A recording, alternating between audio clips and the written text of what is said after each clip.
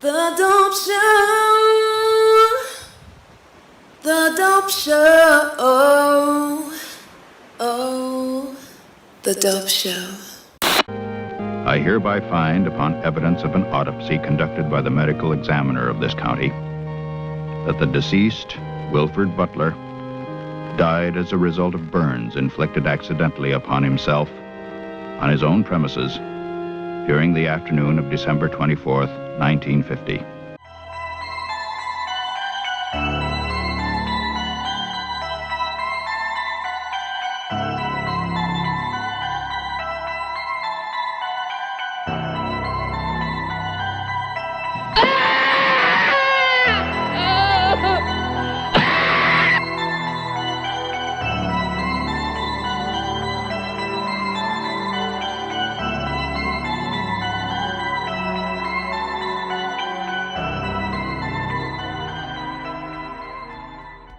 In tonight's video, we'll be examining the axe-wielding incestophile Wilfred Butler from the first holiday slasher film, Silent Night, Bloody Night.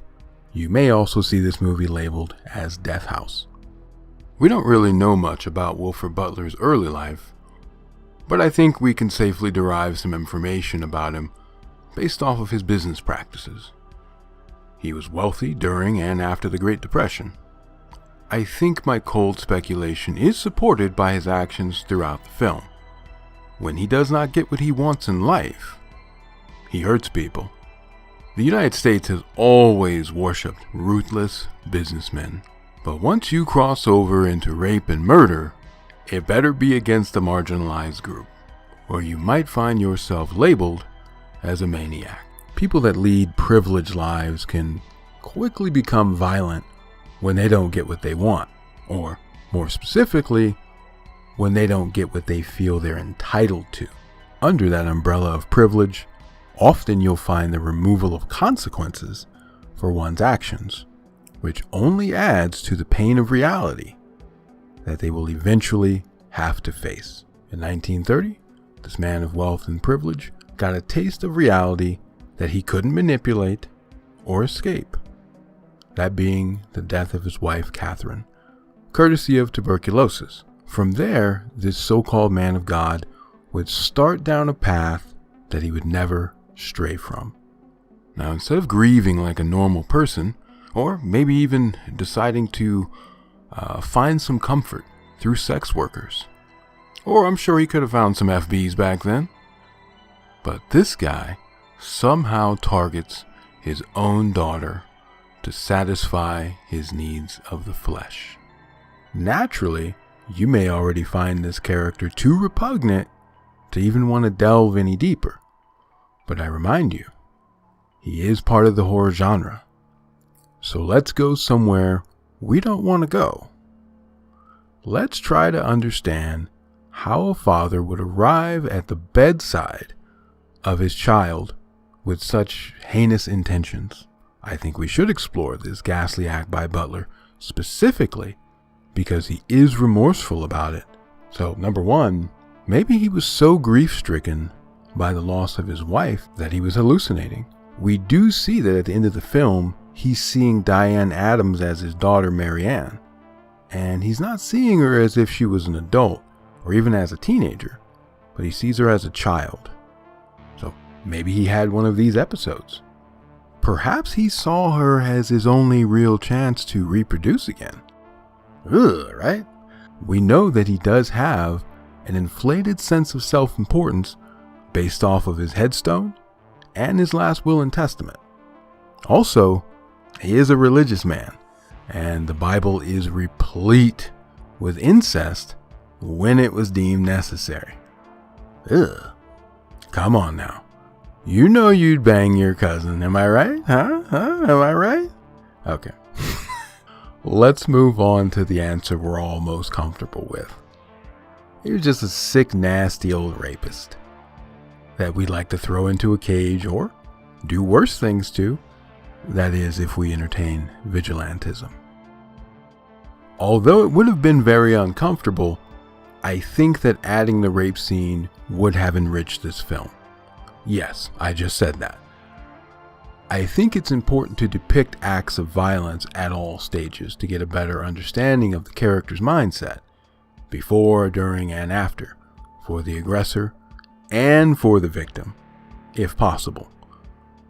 I would also recommend checking out the following films: A History of Violence from 2005, Acts of Vengeance from 1974, or if you can stand it, I Spit on Your Grave from 1978. All scenes offer us information that dialogue just can't convey. For example, the flashback scene when Butler comes to take his daughter away. For a split second, we don't know if they're about to kiss or not. Like, ugh.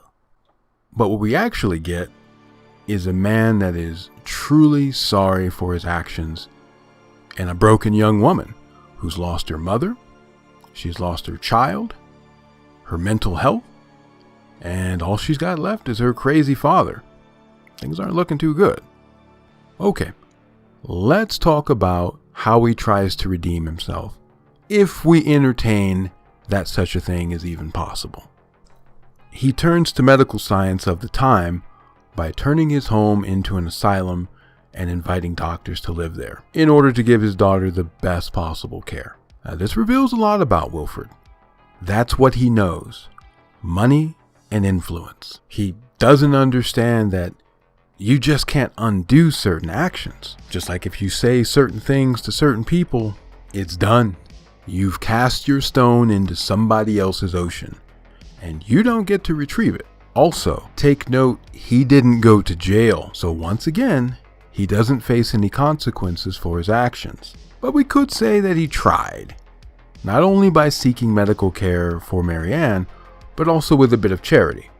That being allowing other patients to also live there to get, some kind of medical treatment on his property. But clearly that didn't go so well. So something to take note of here is that these patients were abused, and we need to take into account the era of, the 30s. I think it's entirely possible that many of these people were falsely committed and misdiagnosed. Just for some context, during the 30s, you could have wound up there for depression, dyslexia, PTSD, or, maybe you were just an alcoholic. Entirely possible. I've listened to interviews of people that were committed to mental institutions for things that we wouldn't consider mental illness in modern day. But getting back to Butler's MO, Butler was willing to allow such abuses to go on as long as he thought he was getting what he wanted.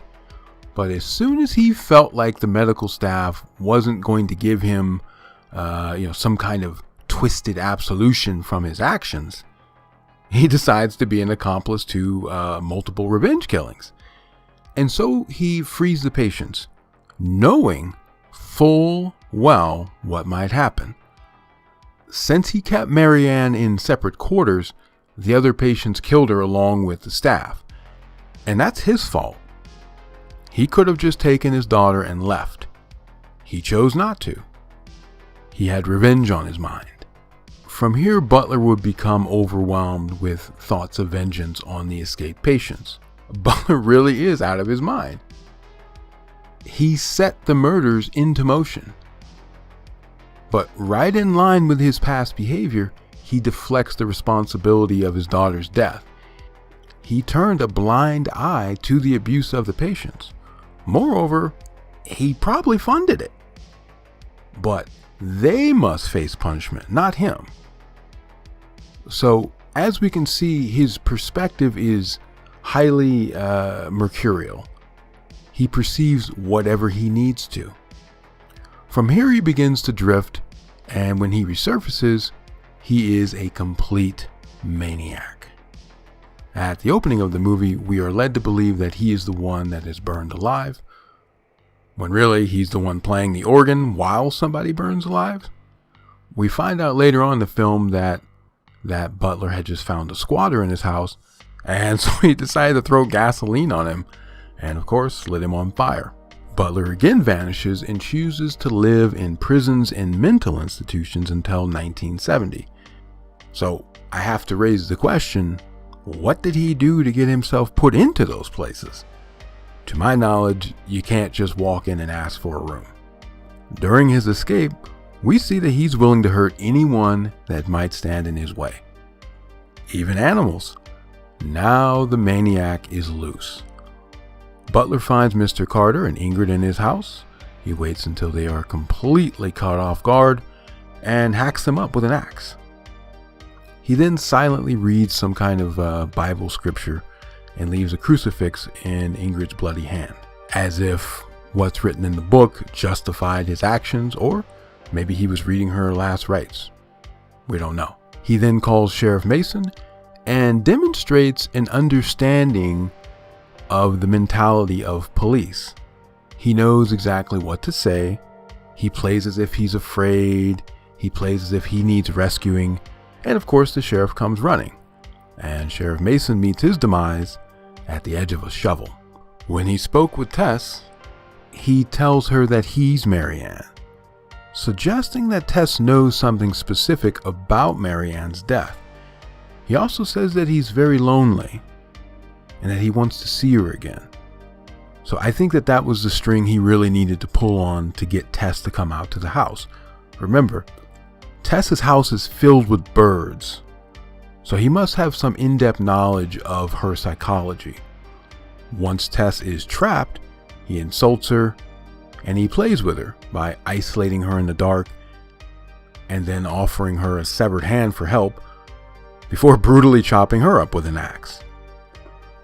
Toman was probably the most cautious about being lured out to the house, but nonetheless, Butler manages to trap him and he cuts his hands off.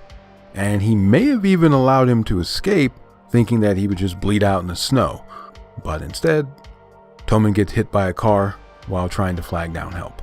When Butler finally gets the mayor on the phone, he again states that he's Marianne, to dredge up, an old dirty secret. He states that they're having a reunion, which pretty much lets the mayor know that it's a dangerous situation he's going to be coming into. But finally, he uses Diane as the ultimate bait. Now, finally, the last time we see Wilfred Butler is when he descends the staircase after the shootout. He again sees what he wants to see, or possibly what he needs to see. He sees Diane Adams as Marianne when she's still a little girl. He states that he needs her and that he's been waiting for her. But Diane is an OG final girl, and she's having none of it. And we all know that final girls don't mess around with maniacs. So just for my final thoughts on Wilfred Butler, I think he fits perfectly into this groundbreaking and highly artistic film. He doesn't wear a Halloween mask, he doesn't wear a hockey mask, but rather he initially wears the mask of polite society, which in my opinion is far more frightening. He's your abusive boss. He's a customer that looks down their nose at you. He's completely willing to profit from the suffering of others. He was content with the psychological discomfort that it caused those that knew the history of the house. But as soon as Jeffrey was going to take that away from him, he sprung into action to get his vengeance through blood. He seems more like a vampire to me, and not the kind that sucks blood, the real ones that we see every day. He's always needing and requiring something from somebody else. He amassed wealth during the Great Depression. He sexually assaulted his daughter when his wife died. I always love the scene when he's going to collect Marianne. Just look at the way he approaches. Needing forgiveness. This scene always made me think about Nosferatu. Furthermore, he unleashed angry patients on a medical staff that he could have just dismissed. He left the house to Jeffrey, but then again he requires him not to change anything about the house.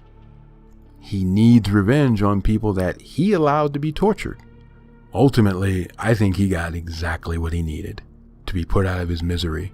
But rather than him gifting that to himself, it came from Diane Adams. It just came decades too late. So there you have it, an examination of Wilfred Butler, one of the very first slashers. Not popular or widely talked about in horror circles, but still very influential. Different from most that would follow in his footsteps. Simultaneously very human and inhuman. He was clever, sinister, psychological, and an absolute maniac. Thanks for checking out The Dope Show.